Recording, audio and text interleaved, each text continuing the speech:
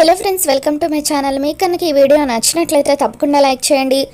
రామ్మూర్తి సరస్వతిని ఇంటికి తీసుకొచ్చి గదిలో పడుకోబెట్టిన తర్వాత మనోహరి మంగళతో ఇందాక ఆ ముసలోడు ఎవరినో తీసుకొచ్చినట్టున్నాడు కదా, ఎవరు అని చెప్పి గదిలోకి తొంగి చూస్తూ ఉంటే అప్పుడు బాగి సరస్వతికి అడ్డుగా కూర్చోవడంతో మనోహరికి లోపల ఎవరు పడుకొని ఉన్నారో మొహం కనిపించదు.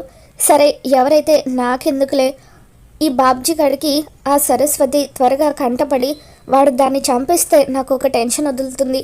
అవును, హిందీ వాళ్ళు ఆ సరస్వతిని కాపాడారని ఆ బాబ్జీ గాడు చెప్పాడు.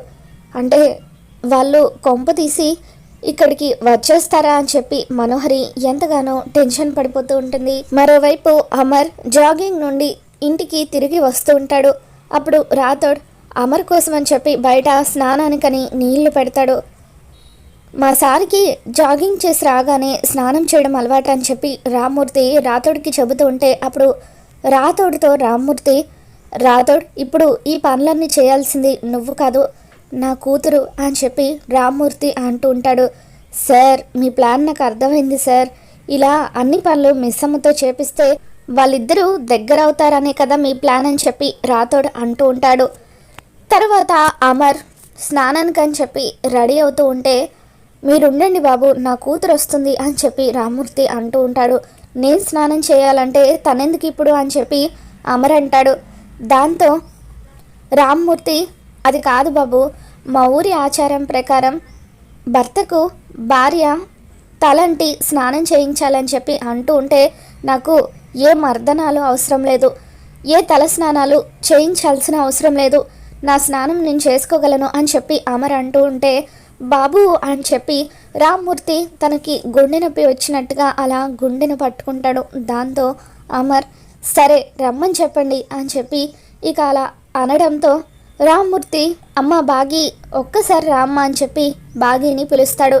ఏంటి నాన్న అంటూ బాగి అక్కడికి వచ్చి టవల్ కట్టుకొని ఉన్న అమ్మని చూసి కళ్ళు మూసుకుంటుంది. ఇదిగో అమ్మ నూనె, బాబుగారికి మర్దన చేసి తలంటు అని చెప్పి బాగి చేతిలో కొబ్బరి నూనె పెట్టేసి రామ్మూర్తి, రావయ్య రాథోడ్, మనం ఇక్కడ నుండి వెళ్ళిపోదామని చెప్పి వాళ్ళిద్దరూ కూడా అక్కడి నుండి వెళ్ళిపోతారు. దాంతో బాగి అలా టెన్షన్గా అమర్ దగ్గరికి వస్తుంది. నేను ఈయనకి మర్దన చేయాలంట, మర్దన చేయాలి అని చెప్పి బాగి అలా కోపంగా కొబ్బరి నూనెను వంచేయడంతో అమర్ మొహం మీద అంతా కూడా నూనె పడిపోతుంది. నీకు మర్దన చేయడం రాదని నాకు అర్థమవుతుంది, నువ్వేం చేయాల్సిన అవసరం లేదు, వెళ్ళి ఇక్కడ నుండి అని చెప్పి అమర్ విసుక్కుంటూ ఉంటాడు.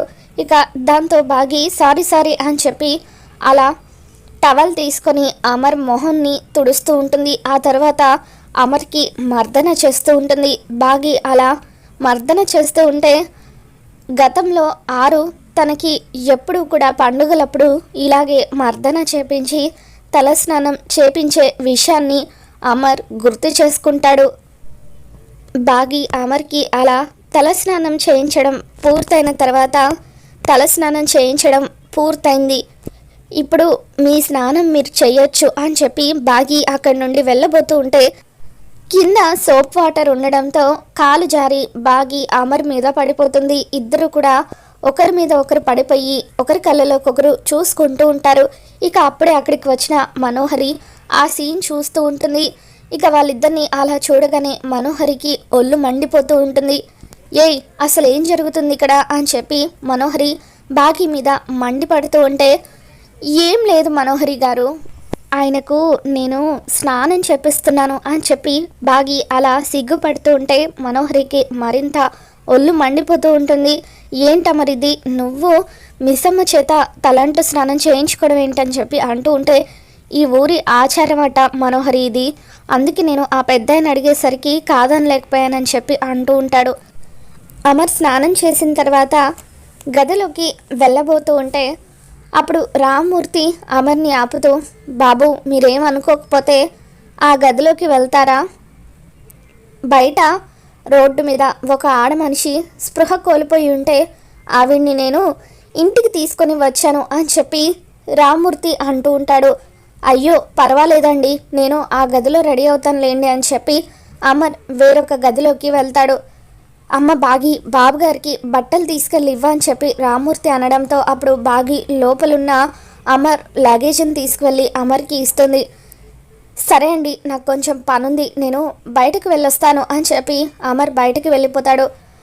మరోవైపు డాక్టర్ ఇంటికి వచ్చి సరస్వతికి ట్రీట్మెంట్ ఇస్తారు. కొద్దిసేపటికి సరస్వతి స్పృహలోకి వస్తుంది.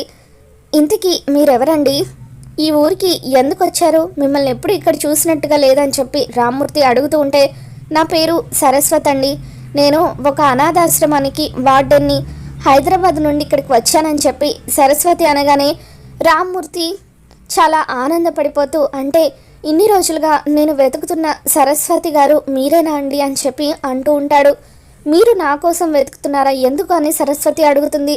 అప్పుడు రామ్మూర్తి, నా పెద్ద కూతురు కోసం కొన్ని సంవత్సరాల క్రితం నా పెద్ద కూతుర్ని మా అమ్మగారు పుట్టిన కొద్దిసేపటికే అనాథాశ్రమం మెట్ల దగ్గర వదిలేసిందట.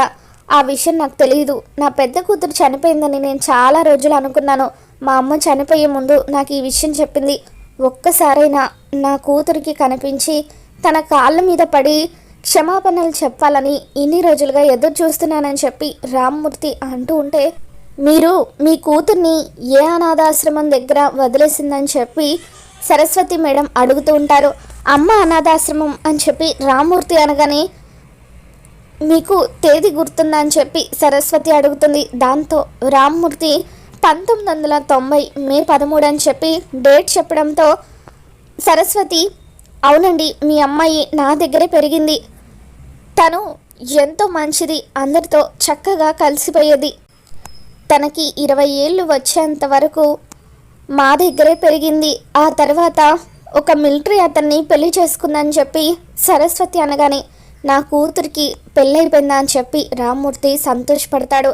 ఆమెకు 4 పిల్లలు కూడా అని చెప్పి సరస్వతి అనగానే, రామ్మూర్తి, ఇప్పుడు నా కూతురు ఎక్కడుందో కాస్త చెప్తారా అండి, నా కూతుర్ని నా మనవళ్ళు మనవరాల్ని ఒకసారి చూసుకోవాలనిపిస్తుంది, నా కూతురికి క్షమాపణలు చెప్పాలనుంది అని చెప్పి రామ్మూర్తి అంటూ ఉంటే, ఇక అప్పుడు సరస్వతి, సారీ అండి, ఈ విషయం మీకు ఎలా చెప్పాలో అర్థం కావడం లేదు, మీ కూతురు కోసం మీరు ఎంతగానో పరితపిస్తున్నారు, కానీ మీ కూతురు ఈ మధ్యే చనిపోయింది అని చెప్పి సరస్వతి అనగానే రామ్మూర్తి ఒక్కసారిగా కుప్పకూలి ఏడుస్తూ ఉంటాడు.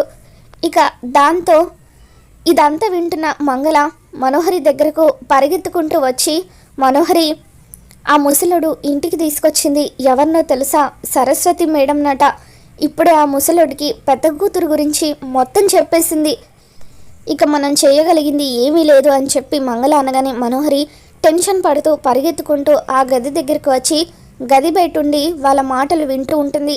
నేను పోయేలోపు నా కూతుర్ని క్షమాపణ అడుగుదామని చెప్పి ఎంతగానో ఆశపడ్డాను, అటువంటిది నా కూతురు నాకంటే ముందే దేవుడి దగ్గరికి వెళ్ళిపోయిందా అని చెప్పి రామ్మూర్తి ఎంతగానో బాధపడుతూ ఉంటే, వద్దు నాన్న, ఏడవద్దు అని చెప్పి బాకి రామ్మూర్తిని ఓదారుస్తూ ఉంటుంది. ఇంతకీ మా అక్క పేరు ఏంటండి, తను పెళ్లి చేసుకొని ఎక్కడుండేదని చెప్పి బాగి అడుగుతూ ఉంటే, అప్పుడు సరస్వతి వార్డెన్, తన పేరు అరుంధతి, హైదరాబాద్లో ఉండేవాళ్ళు అని చెప్పి ఇక బాగికి రామ్మూర్తికి సరస్వతి నిజం చెప్పడంతో అప్పుడు ఇద్దరు ఒక్కసారిగా షాక్ అవుతూ ఉంటారు. మా కూతురు ఎవరిని పెళ్లి చేసుకుంది, అతని పేరేంటి అని చెప్పి బాగి అడుగుతుంది. ఆయన పేరు అమరేంద్ర, లెఫ్టినెంట్ అని చెప్పి సరస్వతి అనగానే అప్పుడు బాగి ఒక్కసారిగా కుప్పకూలి ఏడుస్తూ ఉంటుంది. అంటే ఆ 4 పిల్లలు నా సొంత అక్క పిల్లలు అన్నమాట అని చెప్పి అలా బాగి ఏడుస్తూ ఉంటుంది. అది నా అక్క కుటుంబం కాబట్టే నాకు ఆ కుటుంబానికి అంత అనుబంధం ఏర్పడింది అని చెప్పి బాగి అలా మనసులో అనుకుంటూ ఉంటుంది. ఇక ఆ తర్వాత రామ్మూర్తి బాగి ఇద్దరు కూడా, సరే అమ్మ, మిమ్మల్ని ఎక్కువగా ఇబ్బంది పెడుతున్నట్టున్నాం, కాసేపు రెస్ట్ తీసుకోండి అని చెప్పి అలా బాధగా గదిలో నుండి బయటకు వచ్చి రామ్మూర్తి, అమ్మ బాగి, మీ అక్క లేదన్న నిజాన్ని నేను తట్టుకోలేకపోతున్నానమ్మా, ఏదో ఒకరోజు మీ అక్క మన దగ్గరికి వస్తుందని మనమంతా సంతోషంగా ఉంటామని అనుకున్నాను, ఇలా జరుగుతుందని అస్సలు ఊహించలేదమ్మా అని చెప్పి రామ్మూర్తి అంటూ ఉంటాడు. బాధపడకండి నాన్న, ఆ దేవుడు అక్కని మనకి దూరం చేసిన తప్పుని సరిదిద్దుకోవడానికి మళ్ళీ పిల్లల్ని ఆయన్ని మనకి దగ్గర చేసినట్టున్నాడు. ఆ దేవుడే ఆయనకు నాకు పెళ్లి జరిపించి అక్క స్థానంలో తల్లిగా నన్ను పంపించినట్టున్నాడు అని చెప్పి బాగి రామ్మూర్తికి చెబుతూ ఉంటుంది. రామ్మూర్తి అలా ఏడుస్తూ బయటకు వస్తూ, అమ్మ బాగి, మేడంకి తాగడానికి ఏమైనా ఇవ్వమ్మా అని చెప్పి అంటూ ఉంటాడు. ఇక అప్పుడు బాగి సరస్వతి కోసం అని చెప్పి పాలు తీసుకొని వస్తూ ఉంటే, బాగి కంటే ముందే మనోహరి సరస్వతి గదిలోకి వస్తుంది. మనోహరిని చూడగానే సరస్వతి మనోహరి అంటూ కంగారు పడిపోతూ ఉంటే, అప్పుడు మనోహరి సైలెంట్గా ఉండు అని చెప్పి సరస్వతికి సైగ చేస్తూ ఉంటుంది. నా గురించే అమర్కి నిజం చెప్పాలని అనుకుంటావా? నేను బతకనివ్వను అంటూ మనోహరి పక్కనే ఉన్న దిండుతో సరస్వతిని చంపబోతూ ఉంటుంది. మరోవైపు ఆరు ఎలాగైనా సరే మనోహరి మీద ప్రతీకారం తీర్చుకోవడం కోసం అని చెప్పి భూలోకంలో అడుగు పెడుతుంది. రామ్మూర్తి ఇంట్లోకి వచ్చి కిటికీ దగ్గర నిలబడి అలా ఆరు చూస్తూ ఉంటే, అప్పుడు మనోహరి సరస్వతిని చంపడానికి ప్రయత్నించడం చూసి, వద్దు మనో, మేడంని చంపొద్దు అని చెప్పి అలా అంటూ ఉంటుంది. ఇక ఎలాగైనా సరే మనోహరిని ఆపడం కోసం అని చెప్పి ఆరు అప్పుడే గదిలోకి వస్తున్న బాగిలోకి ప్రవేశించి మనోహరి దగ్గరికి వచ్చి మనోహరి చెంప పగలగొడుతుంది.